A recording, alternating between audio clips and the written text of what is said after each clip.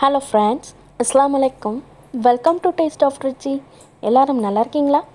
இன்றைக்கி இந்த கொள்ளு வச்சு ஒரு அருமையான ரெசிபி பார்க்க போகிறோம்.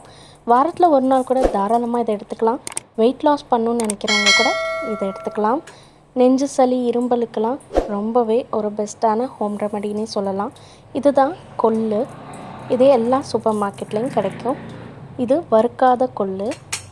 அந்த கொள்ளை 2 டேபிள் ஸ்பூன் நல்லா வறுத்து எடுத்துக்கோங்க. இந்த மாதிரி நல்லா கோல்டன் ப்ரௌன் கலரில் வறுக்கணும். நான் இந்த ஸ்பூன் அளவில் தான் மெஷர் பண்ணி 2 டேபிள் ஸ்பூன் எடுத்து நல்லா இந்த மாதிரி வறுத்து வச்சுருக்கேன். இப்போது ஒரு மிக்ஸி ஜார் எடுத்துக்கோங்க. அதில் இந்த வறுத்த 2 டேபிள் ஸ்பூன் கொள்ளை ஆட் பண்ணிக்கலாம். கூடவே 1 டீஸ்பூன் ஜீரகம், 1 டீஸ்பூன் முழு மல்லி, அரை டீஸ்பூன் மிளகு, 4 பூண்டை தோலோடையே நல்லா வாஷ் பண்ணி சேர்த்துக்கோங்க. கூடவே ஒரு கொத்து கருவேப்பிலை இலை, அதையும் நல்லா வாஷ் பண்ணி சேர்த்துக்கோங்க. எல்லாத்தையும் சேர்த்து நல்லா முடிஞ்ச அளவு மையா இதே மாதிரி அரைச்சி எடுத்துக்கோங்க.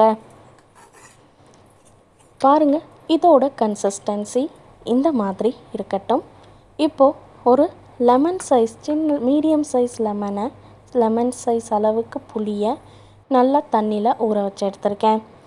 இப்போது ஒரு தக்காளியை நல்லா அது நடுவில் இருக்கிற அந்த காம்பை ரிமூவ் பண்ணிவிட்டு கையாலேயே முடிஞ்ச அளவு நல்லா பிசைஞ்சு விட்டுக்கோங்க. கூடவே தேவையான அளவு கல்லுப்பு சேர்த்து அதையும் இது கூடவே சேர்த்து நல்லா பிசைஞ்சுக்கோங்க. எந்த அளவுக்கு நல்லா பிசைய முடியுமோ அந்த அளவுக்கு நல்லா பிசைஞ்சுக்கோங்க. இப்போது அரைச்சி வச்ச அந்த மிக்ஸையும் இந்த தக்காளி கூட சேர்த்து திரும்பவும் நல்லா பிசைஞ்சுக்கோங்க. ஒரு 1/4 டீஸ்பூன் மஞ்சள்தூள், அரை டீஸ்பூன் பெருங்காயத்தூள், ஒரு பச்சை மிளகாவை இதே மாதிரி கீறி விட்டு போட்டுக்கோங்க. கரைச்சி வச்ச அந்த புளி தண்ணியை சேர்த்துக்கோங்க. கூடவே தேவையான அளவு தண்ணி ஆட் பண்ணிக்கோங்க.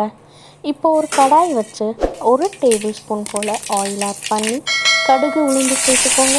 வரமிளகாய், கருவேப்பிலை எல்லாமே நல்லா பொரிஞ்சு வர அளவுக்கு எடுத்துக்கலாம். இப்போது நம்ம ரெடி பண்ண அந்த ரசம் மிக்ஸை இதில் சேர்த்துக்கலாம்.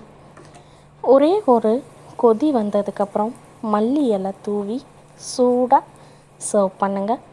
இதை அப்படியே டம்ளரில் போட்டும் குடிக்கலாம். சூப் மாதிரி ரொம்ப அருமையாக இருக்கும். இல்லாட்டி சாப்பாடு கூட நல்லா பிசைஞ்சும் சாப்பிட்லாம்.